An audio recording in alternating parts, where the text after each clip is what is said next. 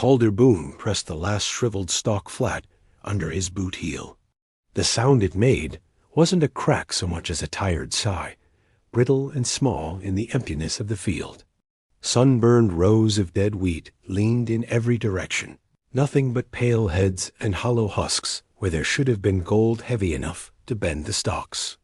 Calder dragged in a slow breath that scraped his ribs and told himself not to count what wasn't there. He'd already done the math. 50 acres, almost no grain. A winter coming with more mouths to feed than coins in his pocket. The land his father had sweated into shape was about to be judged by men who had never dirtied their own hands. Somewhere behind him, the wind tugged at an empty burlap sack, making it whisper along the cracked ground like it was trying to take the field and run. Before we jump back in, tell us where you're from. If this story moves you, please subscribe. Tomorrow, I have a special story for you. Calder stooped, grabbed the sack, and shook the dust out of it, more out of habit than hope. There was no point harvesting what amounted to bird feed.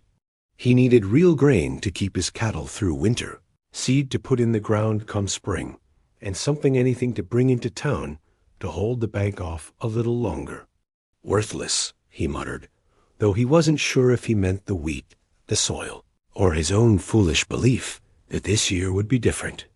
He straightened, lower back protesting, and stared down the long line of the Boone place. The house sat a good walk away. Weathered wood crouched low against the prairie, a thin ribbon of smoke curling from the kitchen pipe. Not much of a ranch anymore. A scattering of cattle, a few stubborn chickens, a milk cow that kicked when she felt like it. The Boone brand still meant something in his head, even if the ledger books in town said otherwise.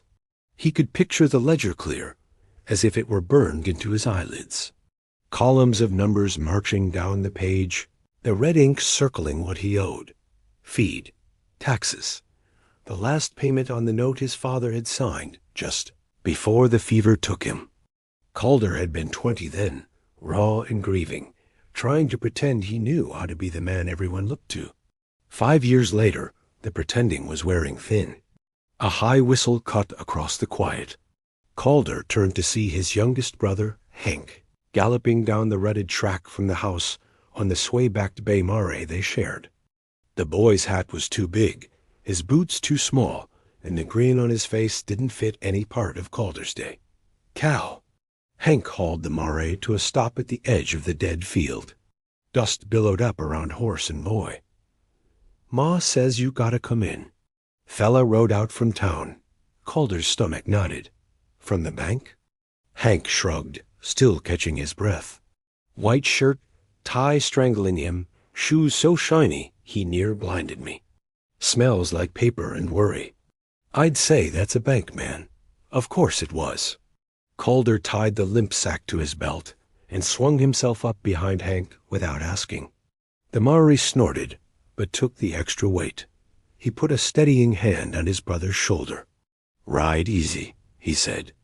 No sense breaking the only horse we got left. Hank clicked his tongue, and they headed back toward the house.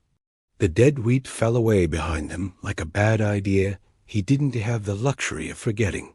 As they drew closer, Calder saw the bay gelding tied to the post out front, the reins looped in neat city boy circles. A narrow-shouldered man stood on the porch, hat in hand, staring at the empty watering trough like it had personally offended him. Mrs. Boone, Etta to everyone but her sons, hovered in the doorway, wiping her hands on her apron so fiercely Calder worried she might rub the cloth thin. Her gray-streaked hair was pinned back, jaw set tight.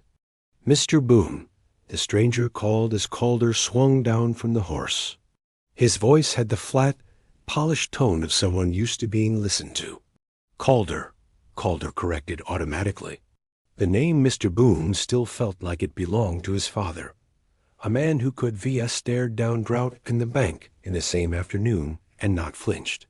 You from the 1st Territorial? The man nodded. Eugene Harker. I'm here on behalf of Mr. Wilkes. Hank made a low noise in his throat. Etta shot him a look sharp enough to slice bread, then stepped aside so Calder could mount the porch. "We're not due in town till the end of the month," Calder said. He didn't bother with handshakes. His palms were dirt-crusted. Harker's were soft. There didn't seem any benefit in putting those truths together. Harvest's barely in. Harker's gaze slid past him to the empty wagon by the barn, the bare patches in the corral where more cattle used to stand. His mouth pursed. "Yes, well, Mr. Wilkes thought it might be prudent to get ahead of things. Hard year, I hear." Calder's jaw tightened. "I don't recall the bank taking interest in the weather before." "Not the weather." Harker looked down at the papers in his hand. "The numbers," Etta spoke up, voice steady and too polite. "We always make good on our notes, Mr. Harker. My husband did before he passed. My son has since." Harker gave her a brief nod meant to look respectful, and somehow landing closer to impatient. "The bank appreciates that, Mrs. Boone. It's simply that, given the conditions, Mr. Wilkes will require full payment of interest at the end of the month. No extensions." The words hit harder than any bullet. "No extensions?" Calder repeated, though he'd heard him clear enough. "Last spring you said if we brought in a decent harvest." Harker lifted one shoulder. "Last spring, no one knew the drought would linger, or that your herd would thin so considerably." His eyes flicked again to the corral. "The bank can't carry every struggling spread in the valley. We have to look at viability." The word stung. Viability. Like his home was a sick animal they were judging whether to put down. "What if we sell off the breeding stock?" Calder's voice felt like gravel in his throat. "Tighten our belts through winter. Come spring." Spring is speculative. Harker shuffled his papers, not meeting Calder's eyes. "Numbers are not. Full interest by the end of the month, Mr. Boone, or the bank will begin proceedings to reclaim the property." Hank swore under his breath. Etta's hand flew to her mouth. Calder felt something cold settle in his chest. "Reclaim," he said slowly. "You mean take it?" Harker cleared his throat. "The land would revert to the bank, yes. To be resold to a buyer capable of investing the necessary capital. I believe Mr. Silas Markham has expressed tentative interest." Silas Markham? The name tasted like rust. The biggest rancher in 3 counties, with more money than conscience. He'd been circling the Boone place for years, like a buzzard that could read ledgers. Etta spoke again, this time with steel under the softness. "My husband broke this land with his hands. I buried him on that hill yonder. You tell Mr. Wilkes I'll see him myself before he hands our home to Silas Markham." Harker shifted, clearly eager to be off the porch and back on his glossy bay. "I'll pass your sentiments along, Mrs. Boone, but the terms won't change. End of the month." He turned, hat already lifting toward his head. Calder stepped down into his path. "Tell Wilkes I'll come to town tomorrow," he said quietly. "We'll talk this through fair. He knows my family." Harker hesitated, eyes skating over Calder's worn shirt, the dirt on his knees, the sunburn on his neck. "You can talk," he said, "but numbers are numbers." And then he was off the porch, into the saddle, and headed back toward town, a thin line of dust marking the trail of his certainty. Hank kicked the post in frustration. "Should have pushed him in the trough." Etta exhaled, long and trembling. Language, Henry Boone. Calder barely heard them. His mind was already racing ahead, trying to put shape to a problem that felt like trying to rope smoke. No extension. Interest due. Silas Markham waiting like a man sure the cards were stacked in his favor. Etta touched Calder's arm. "You go in tomorrow," she said. "Talk to Wilkes. Take the ledger. Take every receipt, every note. Your father always said a man who shows his books straight can ask for mercy." Calder thought about mercy and bankers, and the shape of Wilkes's mouth the last time they'd spoken. There hadn't been much mercy in it. "I'll go," he said. "But I'm not going to beg." Etta's eyes softened. "Sometimes asking for time isn't begging, son. It's fighting for what's yours." He looked at her, at the worry lines carved deeper into her face this past year. at Hank pretending not to be afraid, at the house that smelled like coffee and hope and everything good left in his life. If he lost this land, they didn't just lose dirt. They lost the ground that held his father's bones, the sky he'd grown up under, the only place that had ever felt like his. "And I'll fight," he said simply. The sun hadn't declared the line of low hills when Calder rode into town the next morning. He'd saddled the Mara before dawn, the ledger and a folded stack of crumpled receipts tucked into his saddlebags. Etta had pressed a biscuit into his hand and a kiss to his cheek, the way she used to when he was a boy riding out for the first time. "Come back with good news," she'd said, trying to make it a command instead of a plea. He'd promised he would, because some lies were kinder than the truth. Dry Creek wasn't much more than a main street made of dust and stubbornness. A saloon with washed-out paint. A general store whose windows always needed cleaning. A church that doubled as town hall, and sometimes a dance hall when there was something worth celebrating. The bank sat squat on the corner, its brick front trying too hard to look important. Calder dismounted by the trough, looping the reins. A few early risers glanced his way old Mrs. Colton, sweeping the boardwalk in front of the boarding house. Sheriff Duffy, leaning against a post with his morning coffee. A pair of cowhands arguing over last night's card game. They all knew the Boone place was hurting. In a town this small, everyone knew everyone's troubles. He nodded to them out of habit and climbed the 3 steps to the bank. Inside, the air smelled faintly of ink and metal. Eugene Harker stood behind the counter, sleeves already rolled up, spectacles perched on his nose. He looked up as Calder entered, surprise flickering across his face before smoothing back into polite blankness. "Mr. Boone." "Wilkes in?" Calder asked. Harker's gaze darted to the closed office door at the back. "He is, but his morning is usually." "Tell him I'm here," Calder said, voice too even to be called a request. Harker swallowed and disappeared through the inner door. Calder waited in the echoing quiet, eyes tracing the bars on the windows, the neat stacks of coins, the ledgers lined up like soldiers on the shelf. Money had a way of making men forget that not everything of value could be counted. The office door opened. Mr. Wilkes stepped out, smoothing his gray mustache with 2 fingers. He was a thick-set man with soft hands and a hard gaze. "Calder," he said, "I wasn't expecting you till the end of the month." "I wasn't expecting a man on my porch yesterday," Calder replied. "Figured we both get surprises." Wilkes's mouth twitched. "Come on in." The office was small, crowded with a desk, 2 chairs, and the smell of old paper. Wilkes sat and gestured for Calder to do the same. Calder remained standing.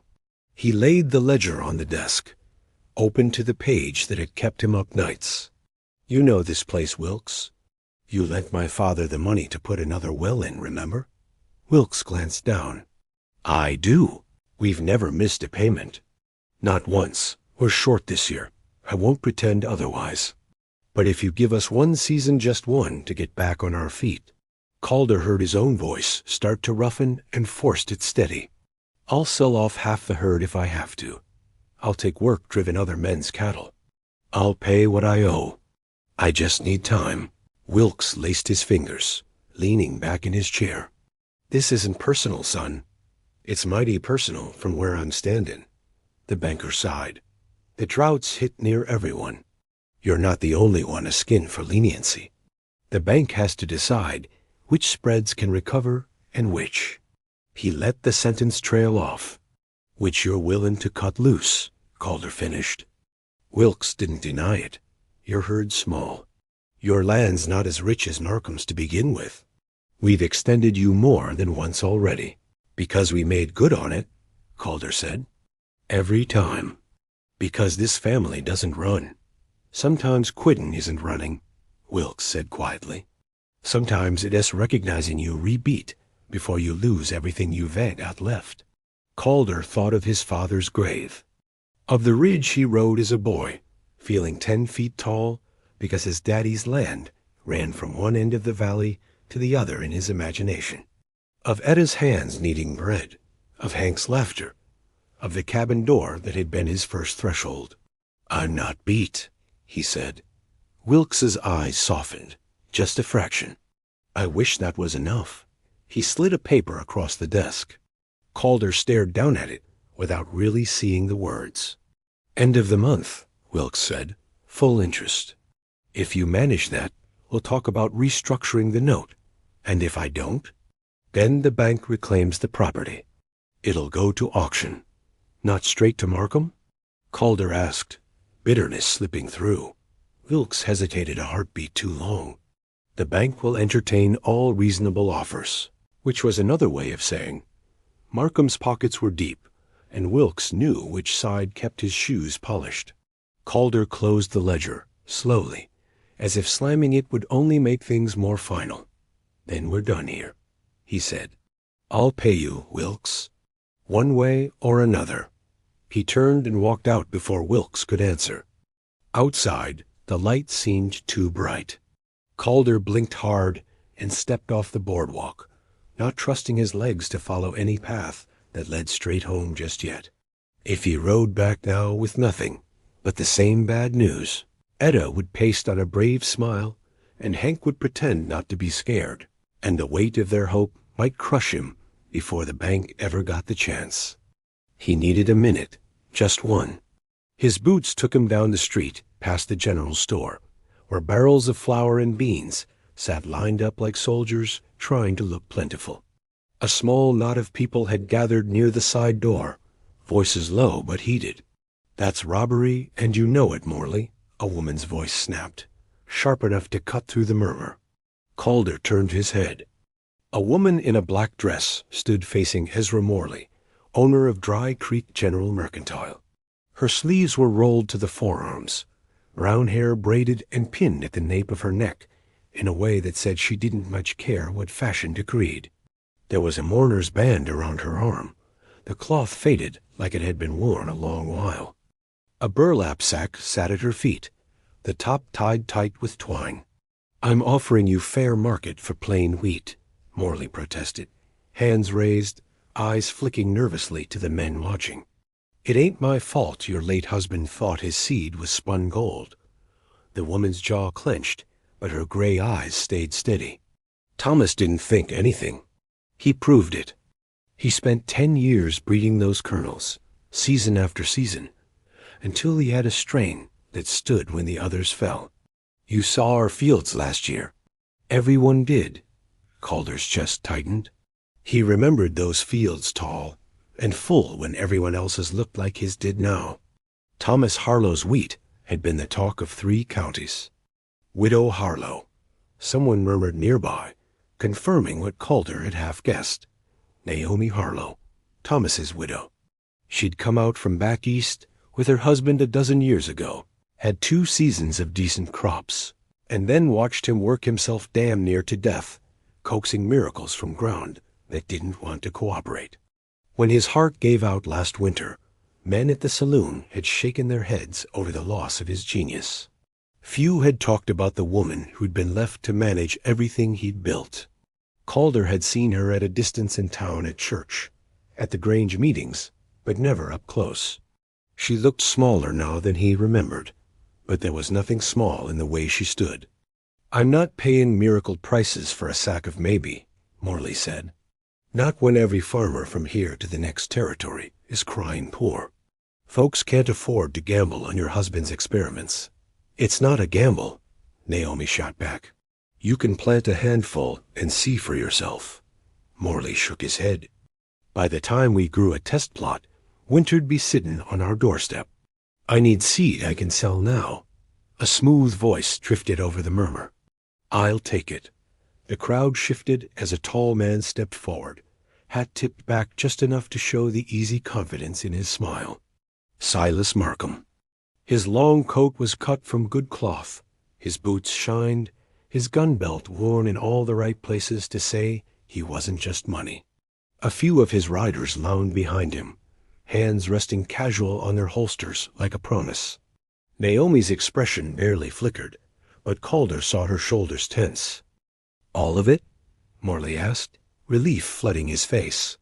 "Every last kernel Mrs. Harlow has to sell."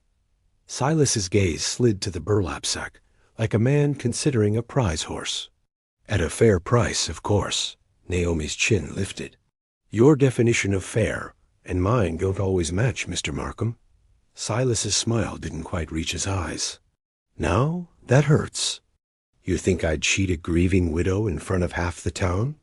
Someone in the back snorted. Calder couldn't tell who. "Double what Morley offered," Silas said, spreading his hands as if making a magnanimous gesture. "Cash in hand. Right now." A murmur rippled through the crowd. Double what Morley paid for regular wheat seed would still be a bargain if Thomas Harlow's estrain was half as hearty as folks claimed. But it was more money than Naomi was likely to see from anyone else today. Calder felt the numbers turning over in his head before he could stop them.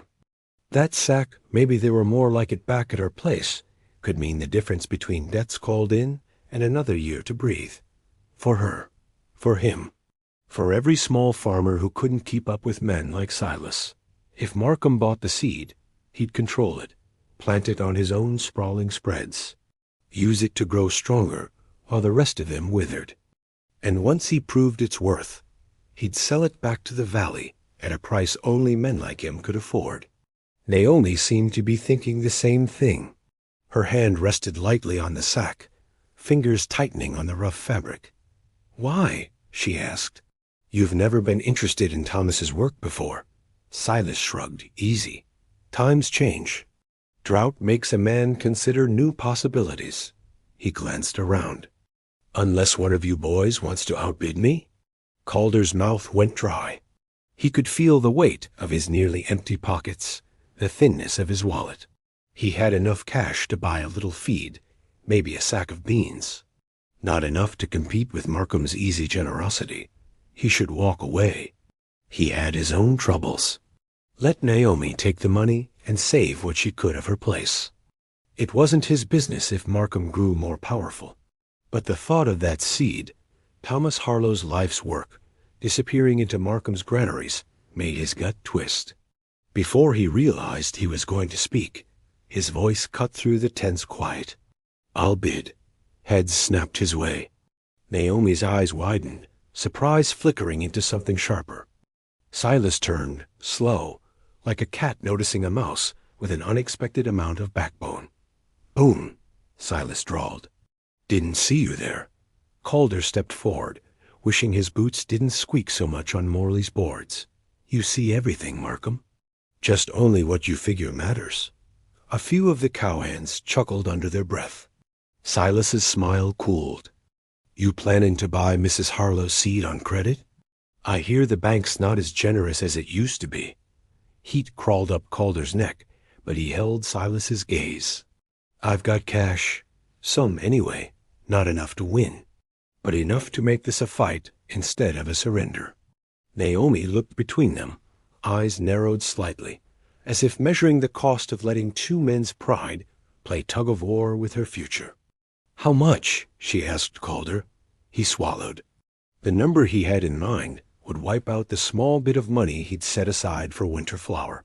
And salt. Stupid. Reckless. $15 more than Markham just offered, he said. The murmur swelled. $15 was a lot to men like him. Silas's brows rose. "That right?" "Every cent I have," Calder added, because if he was going to fall on his sword, he might as well do it honestly. Naomi studied him, her gaze searching his face as if she could read the truth of that in the lines around his eyes. "Boom," someone muttered nearby, half admiring, half pitying. Silas's jaw ticked once. "I can go higher." "Of course you can," Calder said. "You could buy every spread in this valley and never miss it." A tight silence settled. Calder hadn't meant to say that part out loud, but there it was between them now. Naomi lifted a hand, silencing whatever retort Silas was about to make. "Enough," she said. "This isn't an auction." Thomas hated auctions. Morley looked offended. "Now, Mrs. Harlow, there's nothing wrong with—" He said auctions made men forget they were talking about lives and start thinking only about numbers. She cut in. I won't turn his work into that. She bent, untied the twine, and opened the sack. The smell of grain rose rich, clean, potent. Even Calder, who'd spent his whole life around wheat and oats, could feel the difference in the heft of the kernels she scooped into her palm. They were plump, a soft golden color with a faint reddish cast. Thomas Harlow's miracle. Naomi let the grain trickle back into the sack, then retied it. When she straightened, decision sat on her shoulders like a cloak she'd finally accepted the weight of. I don't want this seed swallowed by one man's greed, she said quietly, or wasted on ground that won't respect it. Silas's smile didn't waver, but his eyes turned to steel. Careful, Mrs. Harlow. I'm a widow, Mr. Markham, she replied. Careful is all I have left. She turned to Calder. You said that was every cent you had? Yes, ma'am. He resisted the urge to shift under her gaze. It's not enough, I know, but you offered it anyway, she finished, knowing you might lose and look a fool. That stung, though her tone wasn't cruel.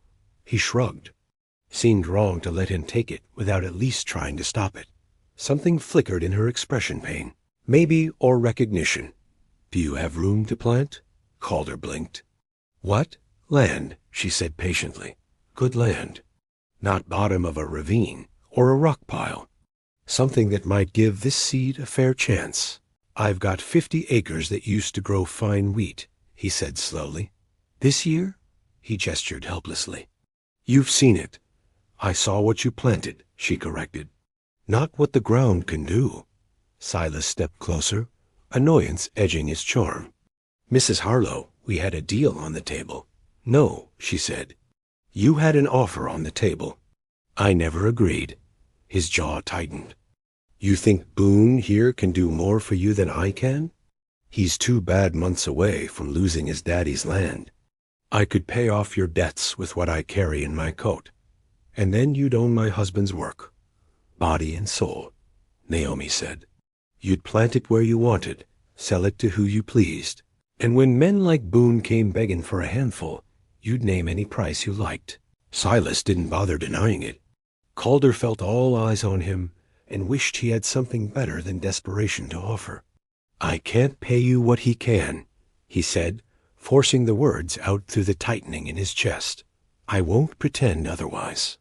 But I'll plant every kernel like it was worth its weight in gold. I'll keep records of how it grows, what it yields, how it stands against wind and dry. I'll share what I learn.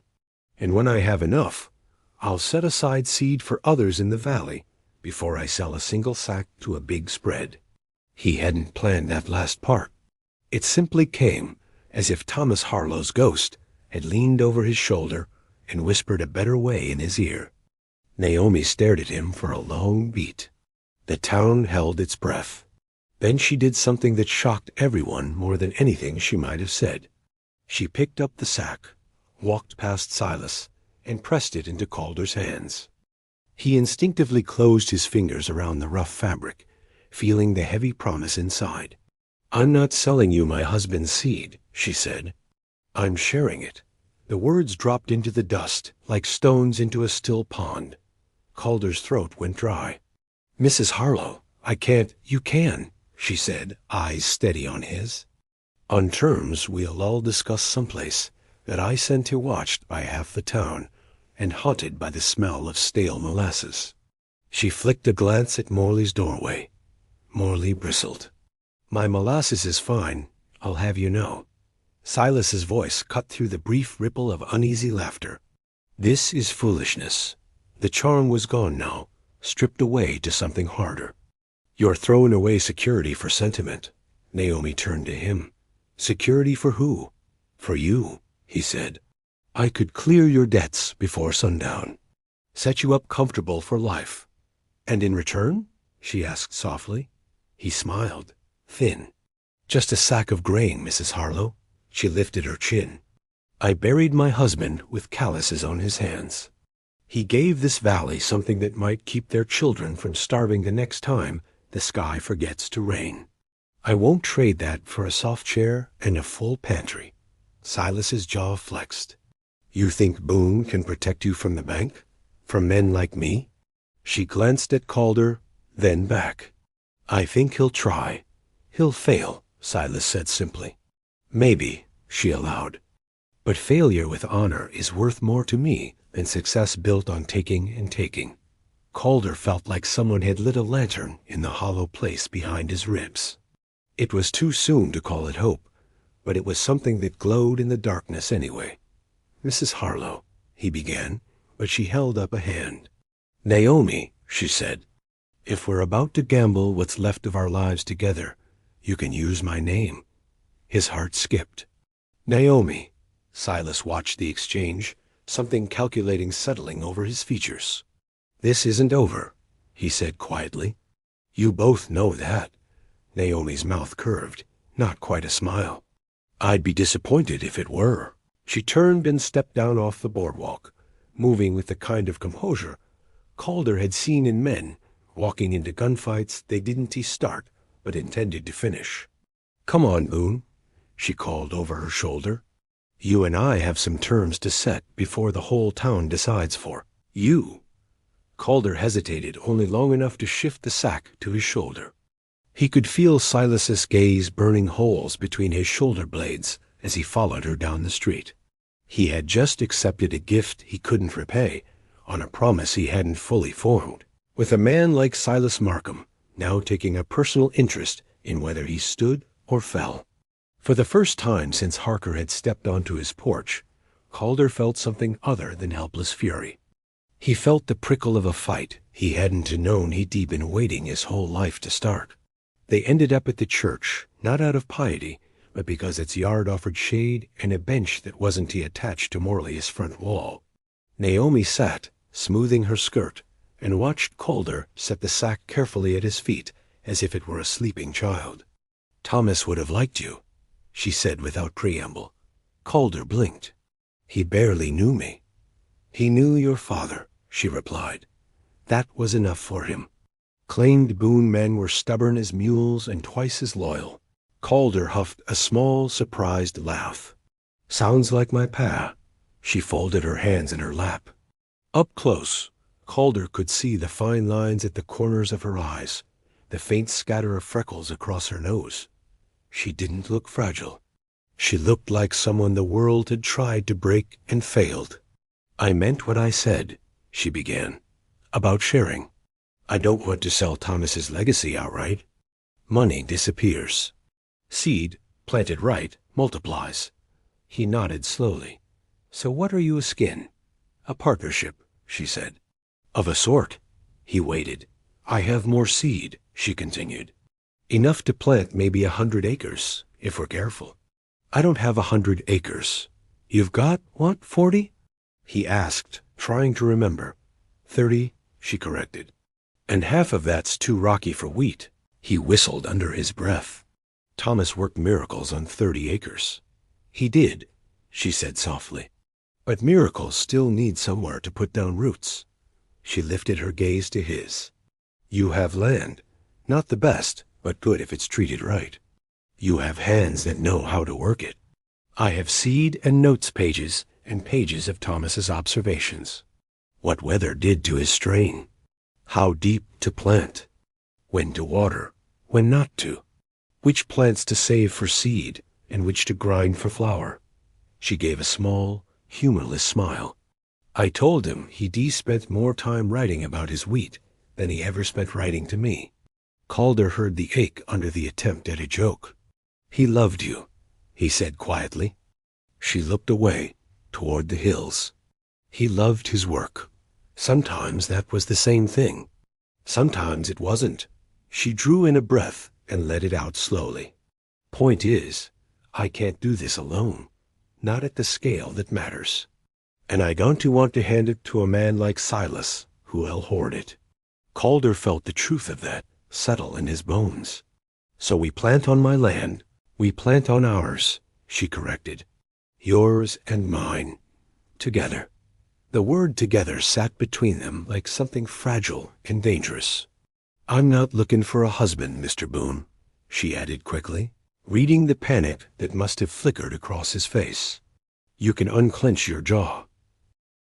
He realized he had been clenching it and forced his shoulders to loosen.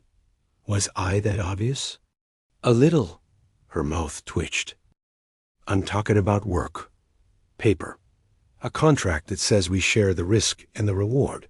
He nodded, heat pricking his ears. I wasn't assuming. She arched a brow. Much, he amended. This time, the smile reached her eyes. You said list the terms, he prompted, seizing on the safer ground. Let's hear him. She grew serious again. We split the seed we have now. Half planted on your 50 acres, half on my best 15.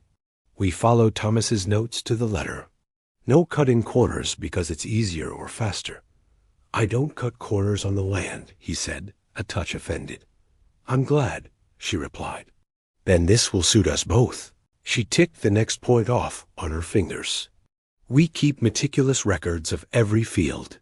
Yield, height, how long it stands in wind, how it handles dry spells.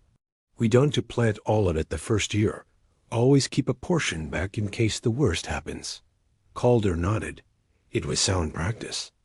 And the harvest? We set aside the first 10th for seed, she said. Always, non-negotiable. Of what's left, half goes to pay debts, yours and mine. The rest we split. He ran the numbers in his head. If the seed did half as well as last year's crop on the Harlow place, it could easily double his usual yield. Maybe more. Half of that might just be enough to keep the bank from his door. And selling? He asked. You don't want Silas buying it all up. No, she said firmly.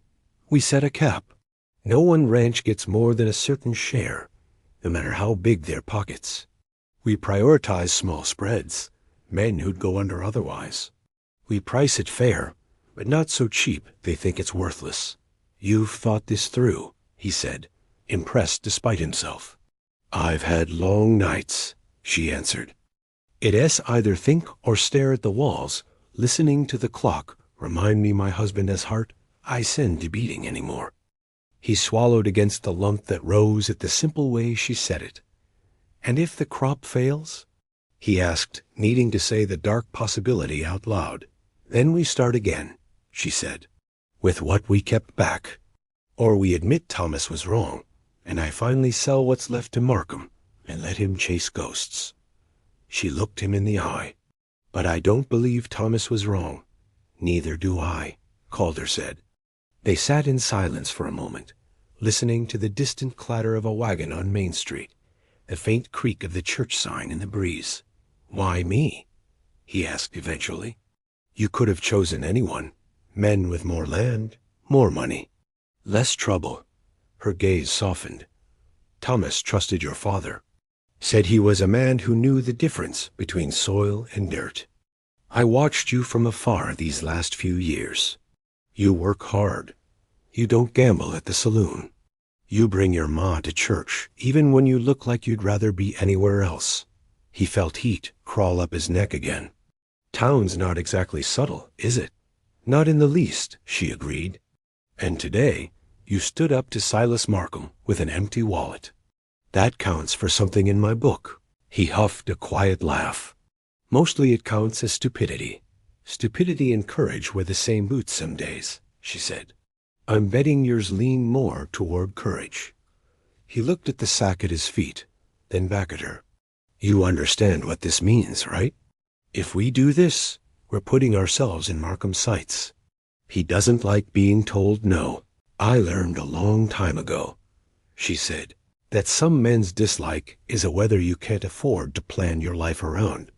He thought of Harker's words, of Wilkes's ledger, of the way Silas had said, You think Boone can protect you from men like me? And felt that cold thing in his chest harden into resolve. Then we do it, he said. We plant, we keep records. We share fair.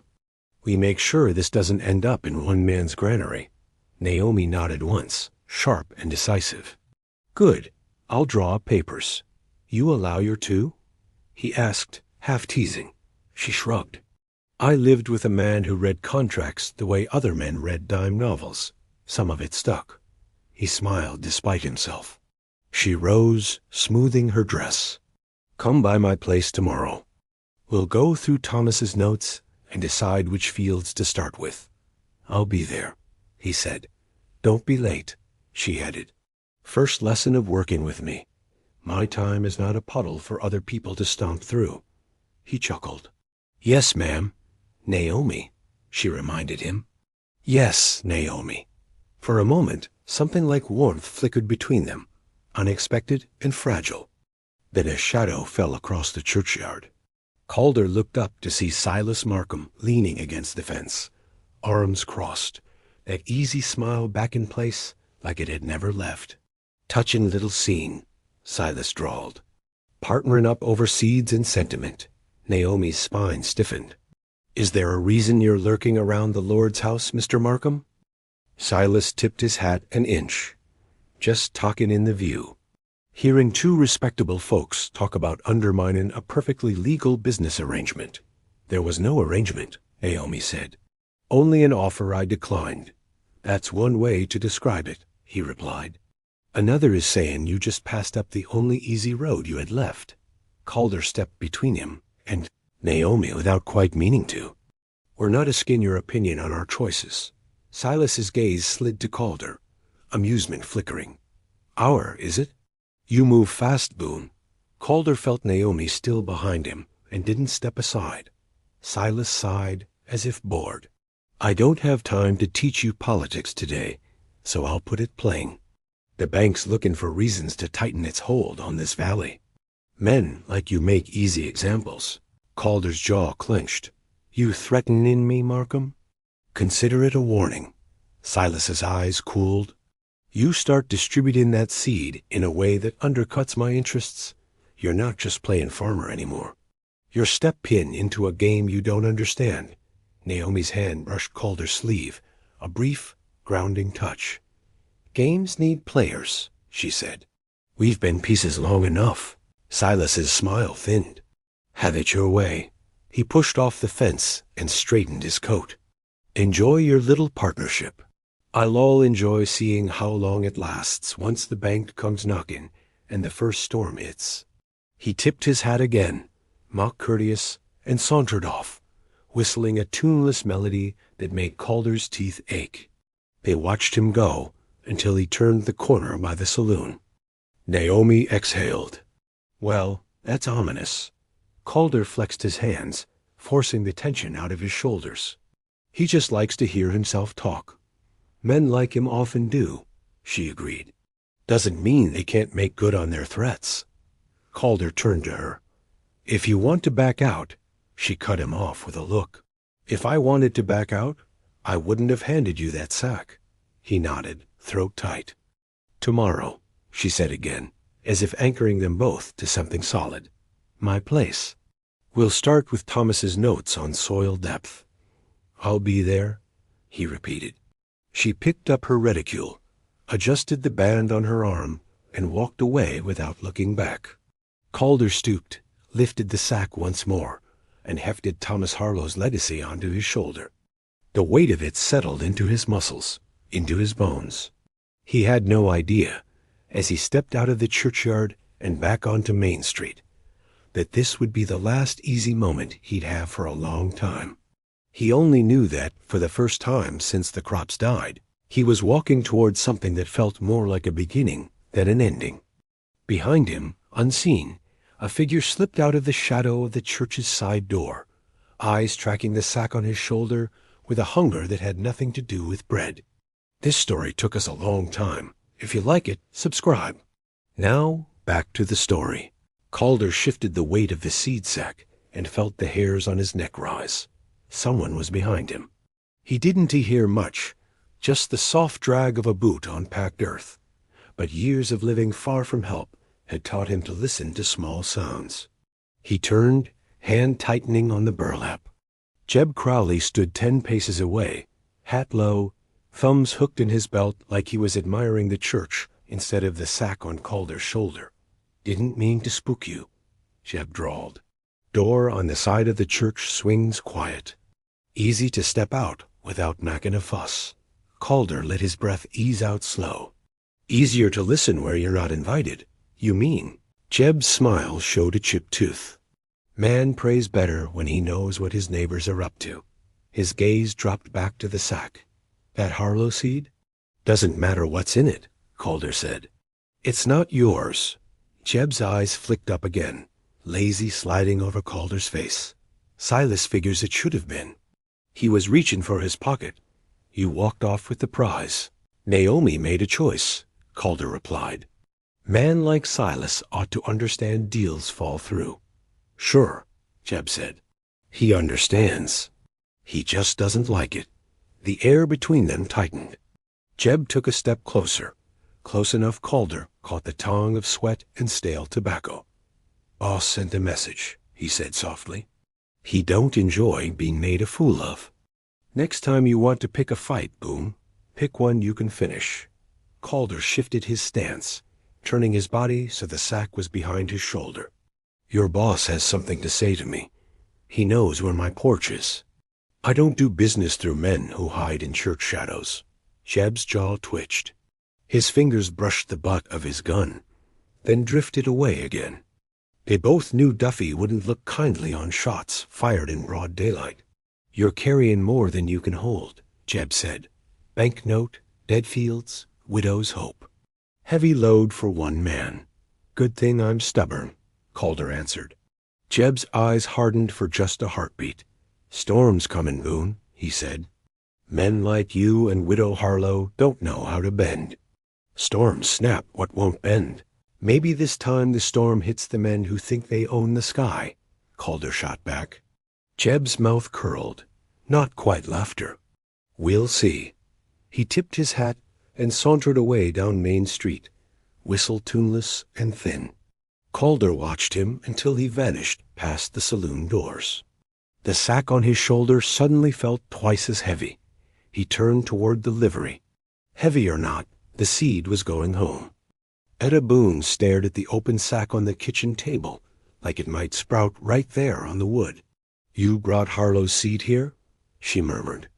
Calder cupped a handful of kernels, letting them slide through his fingers back into the burlap. The grain shone a richer gold than what they'd planted last season, each kernel plump and weighty. Naomi shared it, he said. Not sold. Shared. Says Thomas wanted it in the ground, not locked in a bin. Hank shoved his hands into his pockets, jaw set. You tell her the bank's holding a rope over our roof? Or did you forget that part when you agreed to plant miracles? I told her, Calder said. She knows. Then she just tied her little miracle to our drowning necks, Hank snapped. Hank, Etta's voice cut through like a whip crack. Hank looked away, chest heaving. Fear sat under his anger, raw and too big for his young shoulders. Etta stepped closer to the table. Her fingers, work rough and sure, dipped into the sack. She held a kernel up to the light. Your daddy used to say a seed was a promise, she said quietly. But promises need good ground and hard work, or they rot. You think this is foolishness, Henry? Hank's mouth twisted. I think if this fails, we don't have the luxury of trying again next year, Calder swallowed. The same thought had kept him awake the night before. This is the only thing I've seen in months that looks like it could change anything, he said. If it works, we might pay off Wilkes. Might keep Markham's hands off our fence line. If it doesn't, we'd still be standing in a dead field, Etta interrupted. No worse than last week, just more tired. She let the kernel fall back into the sack. I'd rather be tired from trying than from waiting for someone else to decide our fate. Hank's shoulders sagged. You're both impossible, he muttered. Etta cupped his cheek briefly. And you're ours. We'll find a way. Calder tied the sack shut again. Naomi's coming tomorrow, he said, with Thomas's notes. We don't throw this in the ground blind. We follow every line of what he wrote. Or we don't bother at all. Etta nodded once. Then you two go sweep the porch and wash the dust off your faces. If that girl's bringing her husband's life's work into my kitchen, she won't walk into a house looks like a coyote den. Hank huffed a reluctant laugh. Yes, Ma. Naomi arrived with the dawn and 2 crates of notebooks. Calder watched her climb down from her wagon, skirts pinned up out of the dust, braid looped tight at the nape of her neck. She moved like someone who'd learned not to waste motion. Morning, he said. Calder, she replied, eyes flicking over the swept porch and clean windows. Your mother's been busy. Fear of judgment is a powerful motivator, he said dryly. Inside, Etta fussed over coffee, while Naomi stacked Thomas's notebooks on the table like they were holy writ. Hank hovered with barely disguised curiosity. These are all about wheat? He asked. Not all, Naomi said. There's a few pages on beans. Mostly where Thomas apologized to them for paying more attention to the wheat. Etta snorted, then stifled it behind her hand. Naomi opened the top notebook. Thomas's handwriting marched across the pages, cramped and precise. Depth, she read. First joint of the finger. Deeper only of soil dry as a parson's humor. A ghost of a smile touched her mouth. He underlined that twice. Don't argue with him on it. I wouldn't dare, Calder said. She traced another line. Spacing. One hand between, closer, and they fight. Wider, and they fall alone. Lonely wheat, Hank said under his breath. Did he give 'em names, too? Naomi's gaze softened. Sometimes they bent over soil maps, notes on slope and shade, scribbled experiments about watering at dawn versus near dark. Naomi's finger moved sure and steady through the pages. Never plant every kernel, she read, voice firm. However hungry the ledger or your stomach. Always keep back enough to start over. Hard to do when your boy's ribs are showing, Etta murmured. Naomi nodded. Thomas wrote that line after one bad winter. We ate thin, so the bins stayed heavy. I heard him recite that sentence under his breath every time he went near the granary door in February. She flipped to another page. He liked your land, you know. Calder blinked. He wrote about Boone Fields. She turned the notebook so he could see. A rough sketch showed his north pasture, marked with notes. Soil on Boone Ridge, stubborn but honest. Needs coaxing, not flogging. Naomi's mouth twitched. Thomas said your father knew the difference. Calder swallowed hard. He did. They walked the fields together, Naomi scooping soil, crumbling it between her fingers. Not this patch, she said at one point, toe nudging a bare slope. Too shallow. Save your water. Let the wild grass have it. Calder frowned. We planted here the last 2 years. And got what for it? She asked. He didn't answer. They chose instead the lower, heavier ground closer to the house for the first experiment. If it worked, they'd push wider next season. If. By midday, they had a plan tighter than any they'd set in years. Half the seed on Boone land, half on Naomi's best 15 acres. Not full fields, not yet long narrow strips spaced between regular wheat, so if disaster struck, it wouldn't take everything. We'll plant these rows first, Naomi said, tapping the air as if she could already see them. Keep a notebook for each field. No trusting memory. Memory lies when it gets scared. Etta set a cup of coffee by her elbow. You sound like my husband when he had too much ledger and not enough sleep. Naomi's hand paused on the page. Thomas slept in his chair more than in our bed by the end, she said, almost to herself. I reckon the wheat knew he loved it, Etta replied. Doesn't mean you owe it your whole life, too. Naomi didn't answer, but something in her shoulders eased. Planting days blurred together until Calder's muscles forgot how to be anything but tired. He and Hank walked behind the plow at dawn, turning just enough earth to welcome the seed. Naomi followed with a sack over one shoulder, dropping kernels at the exact depth Thomas had written, boot sliding over to tuck them in. She didn't flinch at blisters or dust. When she slipped once on a loose clod and went down on one knee, she laughed breathlessly and pushed herself back up without asking for a hand. You all right? Calder asked. Just remembering my first month out here, she said, brushing dirt from her skirt. I thought the land hated me. Thomas said it was just testing my manners. What did you do? Learn to say please? She bent again, fingers sure. And thank you. And I'm sorry when I took more than I should. He watched her for a moment, something like admiration settling under his ribs, then went back to the plow. Evenings, they worked Naomi's place. Elias, slower in the joints but sharp in the eyes, pointed out where frost lingered longest, where water pooled. Put the good seed where the land has a chance to meet it halfway, he advised. Don't waste it on rock, just because the view's pretty. They set snares of boards and dangling pots along the ridges, crude alarms to rattle if anyone tried slipping into the fields after dark. Hank took to it with grim delight. If they're coming, he said, they'll come noisy. The first nights passed without trouble. Calder took his turn sitting on the wagon edge with a shotgun across his knees, watching the new furrows silver in the moonlight. Every creak of wood sounded like a boot. Every shadow looked like a rider until it didn't. Naomi watched her own fields from the low porch of her house, Elias in a rocking chair by the door. Once, when Calder rode over near midnight to trade watches, he spotted her silhouette against the lamplight.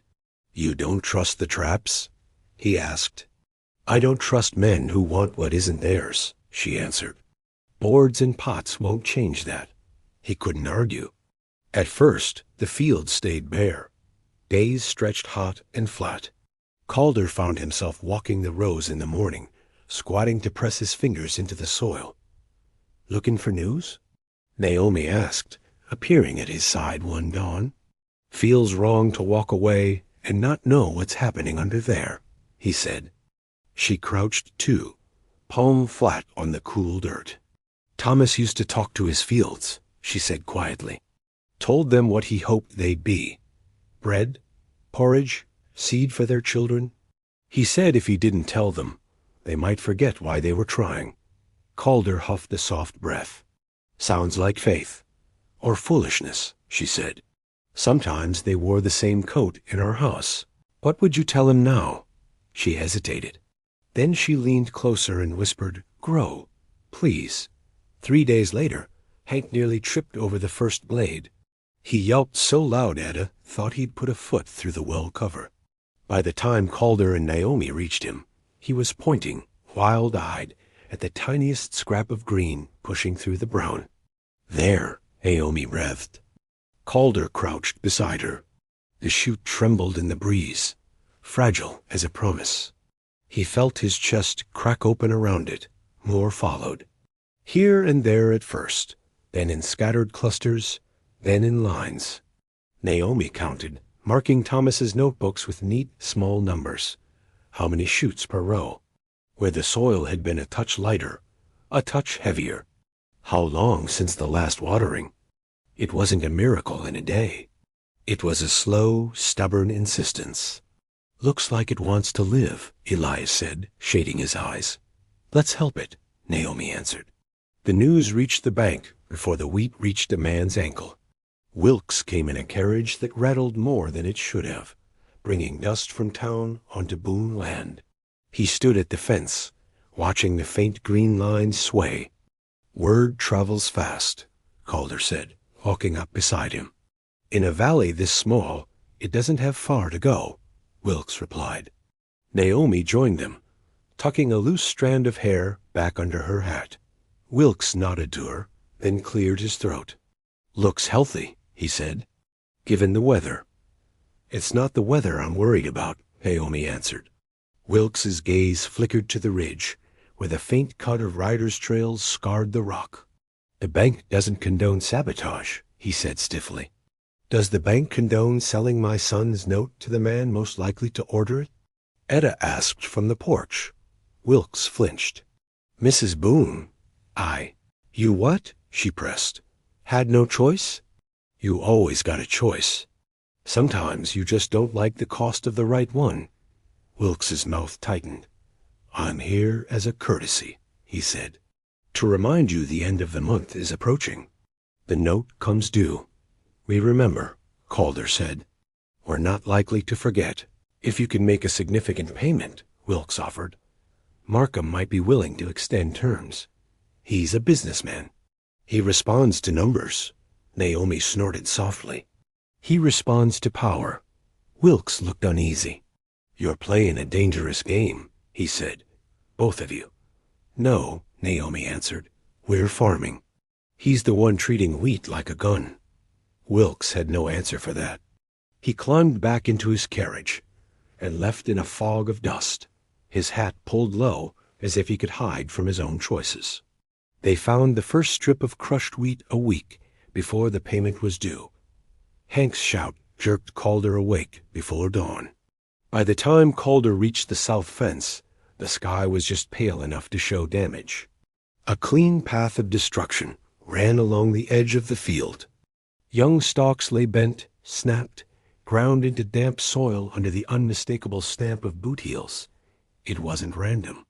Whoever had done it had walked deliberate, turning at the corner and coming back along the next row like they were painting with their feet.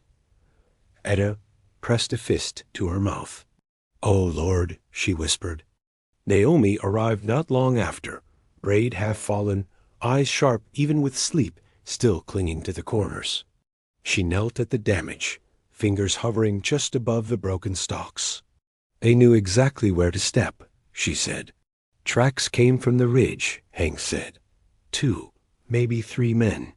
They climbed the fence instead of using the gate and left the same way. A muscle jumped in Calder's cheek. "Your fields?" He asked Naomi. "Elias set boards and rocks along the fence," she said. "Says he heard cussin' after midnight and the sound of men hidden dirt. They didn't make it as far as the wheat.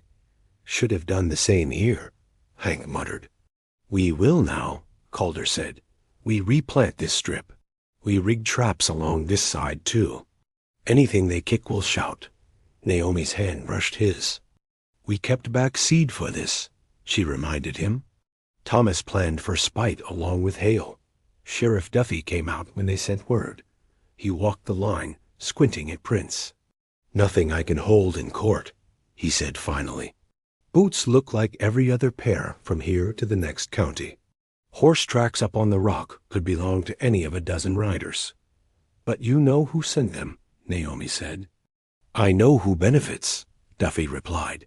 "Doesn't mean I can prove a thing." He raised his voice for the men gathered at the fence. "I'll say this plain," he called. "Any man I catch on someone else's field in the dark is spending a month in my jail and losing his boots. If you got a grudge, bring it to me in daylight. You start talking it out on food, you pick a fight with the whole valley." Men shifted, some looking at the ground, some at each other, some at the ridge. Naomi stood, brushing dirt from her skirts. "Let's get the new seed in," she said. "Every hour we leave the soil bare is an hour they've taken from us." Calder nodded. "Hank, get the boards. We're not giving them another easy path." 3 days before the end of the month, Harker rode up with a letter in gilt written over his face. Calder met him at the well. "I'm just the messenger," Harker blurted before Calder had even broken the seal. "You keep that job. You're going to run out of excuses eventually," Calder said, but he took the paper. Naomi came up from the barn, wiping her hands. "What is it?" she asked. Calder read the neat bank script lines out loud. "As of this date, the note held by First Territorial Bank against your property has been transferred to a private creditor. All future obligations are to be settled with said party." He paused, jaw tight. "Creditor of record, Mr. Silas Markham." The words hit the yard like a thrown stone. Hank cursed under his breath. Etta whispered a prayer with no neat edges. Naomi's expression went very still. "He bought your debt," she said. Calder let the paper fall to his side. "Feels like he bought our throats." Harker shifted miserably. "There's a summons, too," he said. "Tomorrow, noon. Markham wants you in town. Says it's about settling matters." Naomi took the paper from Calder's hand and folded it once, sharp. "We'll be there," she said. Harker swallowed. "I'm sorry," he murmured. "Then stop helping him," Hank snapped. "Hank," Etta murmured, though her eyes were hard. Harker mounted up and rode away, dust curling behind his horse. The yard fell quiet. Naomi turned to Calder. "He thinks if he owns your note, he owns our seed," she said. "Tomorrow, he'll try to make that true. He'll offer terms," Etta guessed. "The kind that sound like mercy and feel like chains." "He's not wrong about one thing," Hank muttered. "We can't pay him by tomorrow." "Then we pay what we can," Naomi said, "and make the rest cost him in ways money can't cover." Calder frowned. "What are you planning?" She reached into her bag and pulled out a folded packet of papers.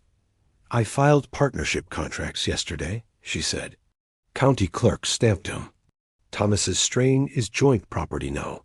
Half mine, half yours. Neither of us can sell it without the other's name on the line." Calder stared. "You did that without a skin me." "I did it because I knew he'd move soon," she replied. There wasn't time to be polite. He opened his mouth, then closed it again as the sense of it settled in. "If he takes your land," Naomi continued, voice low, "he gets whatever grows on it, but he doesn't get the right to call it his invention. He doesn't get to sell it as Markham wheat without my signature." "And if he does anyway?" Hank asked. "Then every soul in this valley will know exactly what he stole and who from," she answered. Etta nodded slowly. "Men like Markham care about reputation more than they admit," she said. "He likes being seen as generous. Hard to wear that coat when everyone's whispering thief." Calder rubbed a hand over his face. 30 days had felt tight enough. 30 hours felt like a noose. "We go tomorrow," he said. "Not just us. Anyone who took seed, anyone who cares what happens next." Naomi's mouth firmed. "If he wants to play this out in the shadows, he can find someone else. We're bringing it into the street." Noon turned Main Street into a stage. Calder drove the wagon in with Naomi beside him, Etta and Hank in the back. Faces turned as they passed, ranchers, shopkeepers, wives with aprons still tied, children shooed to the sides.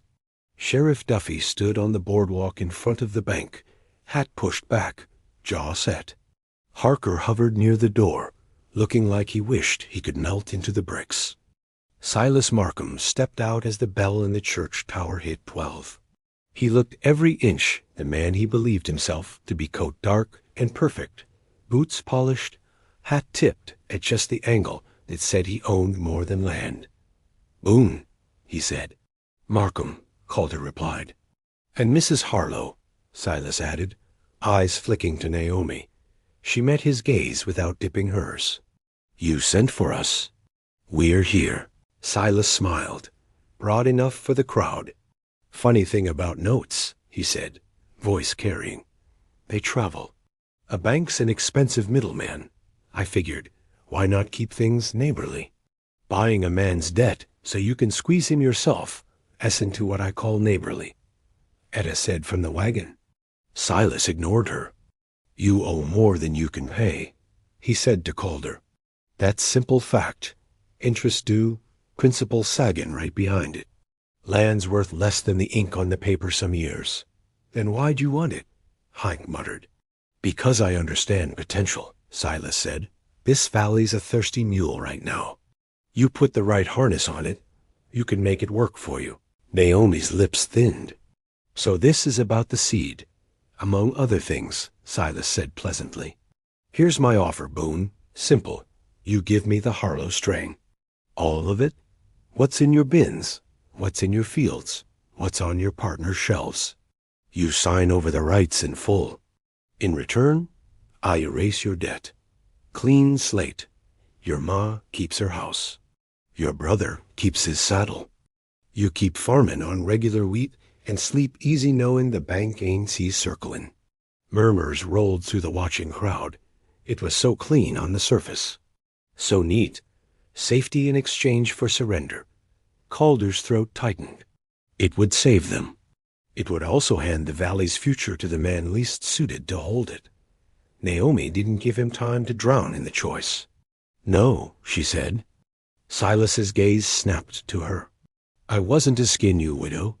Then you should have, she replied.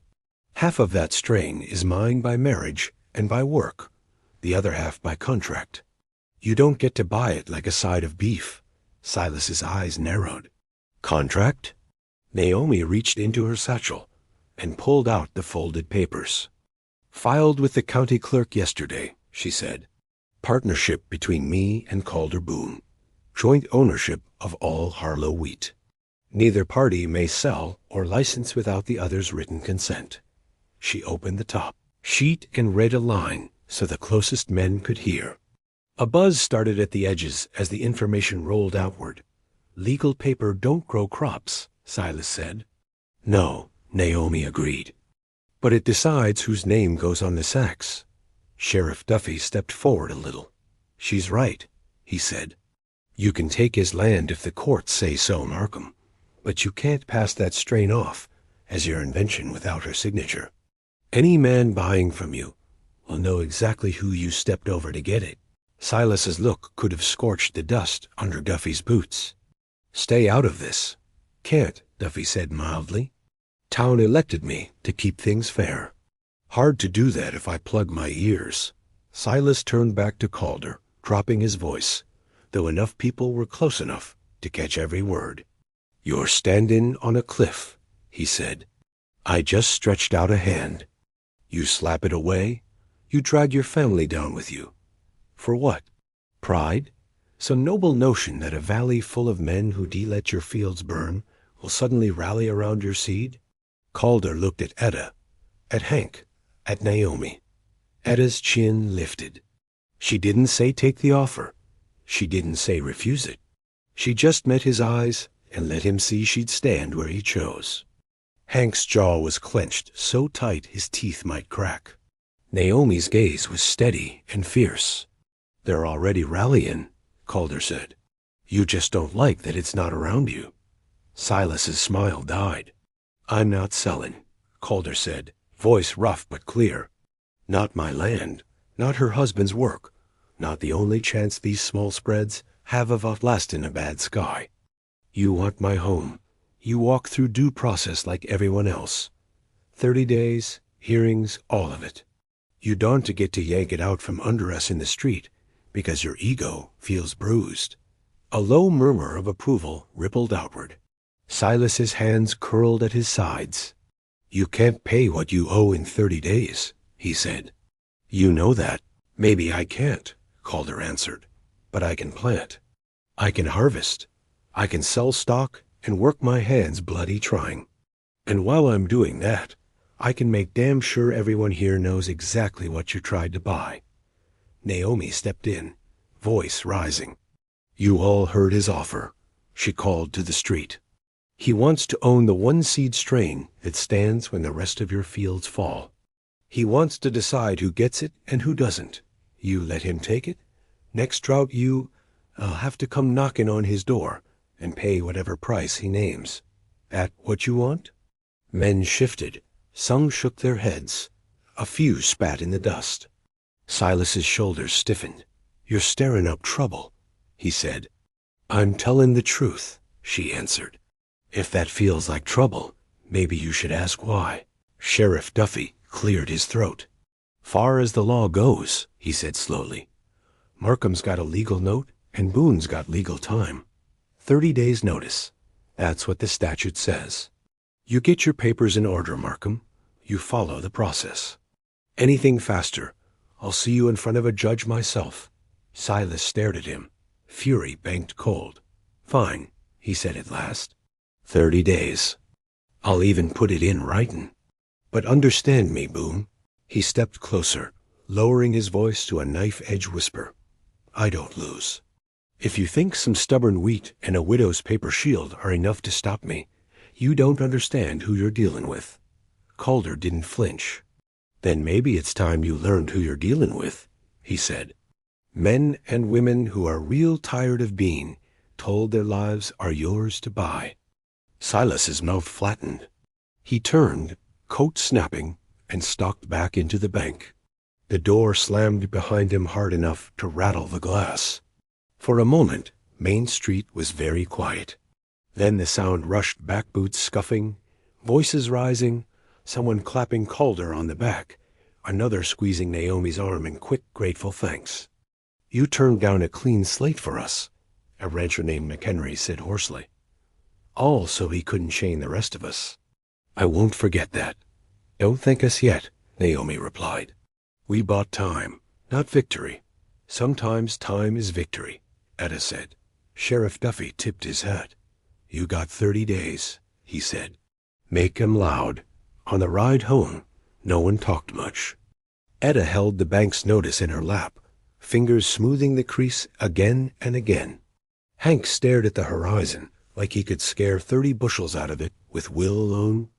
Naomi kept one hand on the edge of the wagon, knuckles white. "You all right?" Calder asked quietly. "Angry," she said. "Relieved, terrified. Take your pick." "Same," he admitted. She looked at him, something almost like a smile tugging at her mouth. "You didn't even hesitate." "I hesitated plenty," he said. "Just not out loud." She huffed a soft breath. "Thank you for not selling what we built. Thank you for not letting me." The Boone fields came into view, a faint shimmer of green under the afternoon sun.